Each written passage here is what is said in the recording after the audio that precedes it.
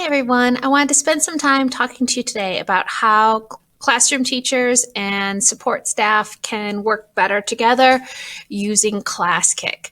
So this video is specifically for co-teachers, special education teachers, and teacher aides. So I'm going to show you how to get your classroom teacher to share the assignment with you, and then how you can actually help kids with it. All right, so I'll put the link in the video description, and you're going to ask the academic teacher to go to that link and fill in a very short Google survey that will allow a new password to be sent to them. It takes about 2 days. Okay, the academic teacher will then email you that password, and they should send that to everybody who has students on their roster, because everybody can use that same password to get in to the Classkick. Okay, so how you will sign in will be slightly different than the teacher. The academic teacher is going to continue to sign in with Google like they always did, but the support teacher or staff will log into that same Classkick and see the same thing as the teacher, but they're going to log in with the teacher's email and the new password. So they're going to get into the same thing, but just through a different route. All right, so what are you going to actually be able to see? You will see everything the teacher could see. You'll see all the assignments that were created, all the students who have started the assignments and where they're at in it. You'll be able to see kids working in real time, whether it's during your resource period or during the classroom teacher's time period. You should be able to see your student working. You'll also be able to see any comments the teacher wrote in and which slides are graded. So for example, if the person's name is in bold, it's showing that they've logged into the system. And then this dark line is showing which actual slide they're on. Okay, so this person's on slide 3. This person is no longer in the program. You can see they've signed out, or they're on another tab. So if they're watching a YouTube video on another tab, their name would not be in bold right now.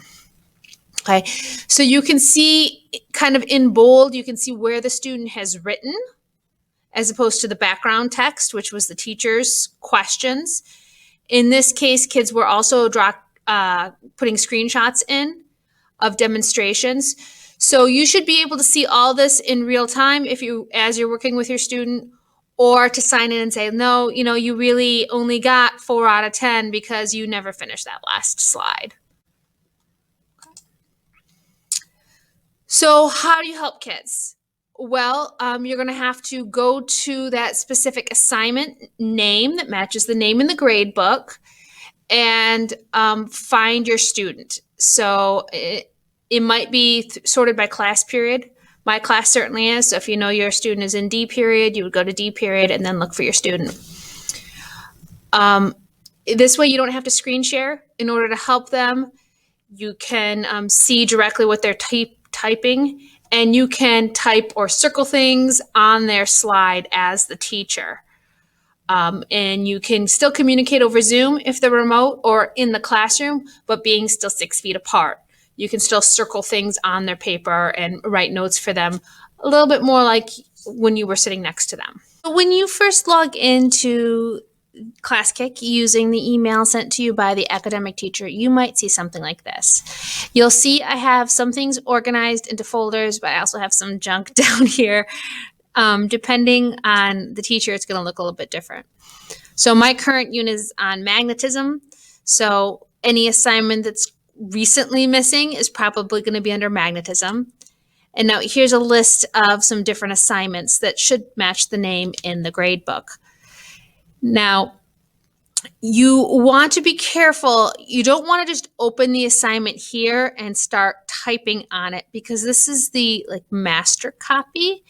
And anything you type on any of these slides by opening it up and using one of these tools, you're going to be putting that information on every single kid's paper. So don't go in that way. Okay. How I want you to go in is you're going to click on the assignment, and then you go to this area, view work. Now, I have it filtered so kids' names are hidden right now, but that wouldn't normally be the setting. My classes are sorted by period. So if you know your student is in D period class, you would click there, and then you would look for your student's name.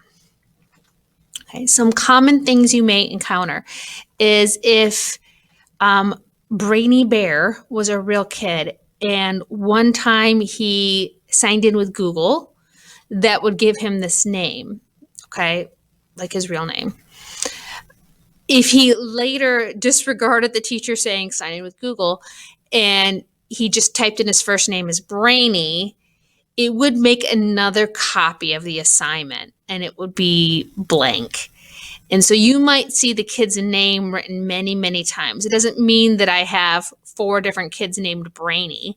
It just means that kid is signed in repeatedly using, if he even puts small case B, it'll make a new assignment for him. So that's one annoying thing with Classkick is it's gonna, when you scroll down, it's gonna look like you have a million kids in your D period class, but it's really just that those kids are signing in with different versions of their own name. But anyway, watch out for that a little bit with the special ed kids in particular, because sometimes they'll start something in class, have finished 2 slides, and then when they sign in at home with a different name, it'll look like they didn't do any of the work.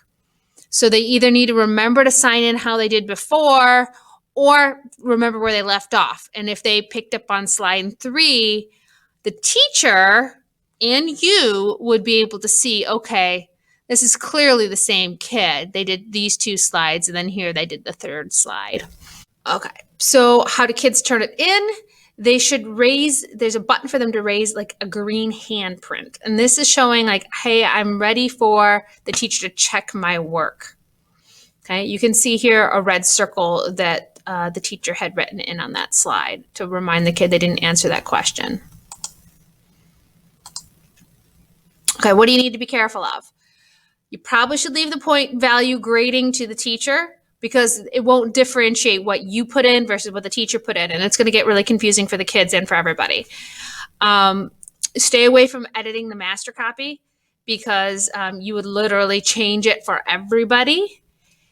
And if you accidentally delete an assignment, it will really be gone. If you found this video helpful, please give it a thumbs up. Please also consider subscribing. I have a lot of other videos for teachers that could help you. Have a great day.